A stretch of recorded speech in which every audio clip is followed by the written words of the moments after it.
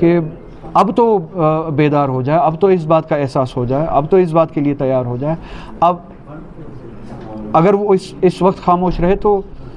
ان پہ بھی یہ باری آئے گی۔ بات کہیے کہ کوئی سیف نہیں ہے، ایم ایل اے ہو، ایم پی ہو، عام کشمیری ہو، جو بھی جموں کشمیر کا باشندہ ہے اور اپنے حق کے لیے بات کرتا ہے وہ سیف نہیں ہے۔ اب یہ منحصر ہم پہ ہے کہ ہم کیا دوسروں کی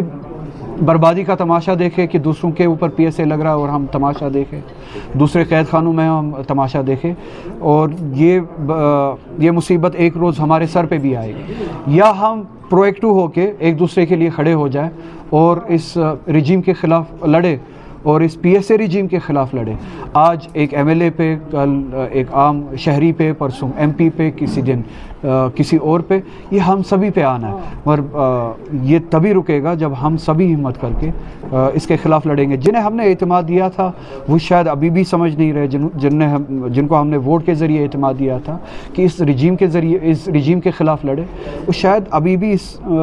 بات کا احساس نہیں ہو پا رہا ہے کہ اس کے لیے ہمیں انہیں پرو ایکٹیولی کھڑا ہونا پڑے گا اور لڑنا پڑے گا۔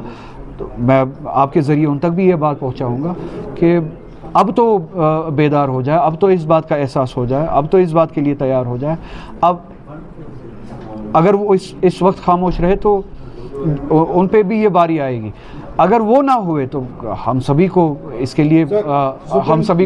کھڑا ہونا پڑے گا۔ سپریم کورٹ اور ہمارے عدلیہ سے، جوڈیشری سے ان جنرل یہی گزارش ہے کہ لا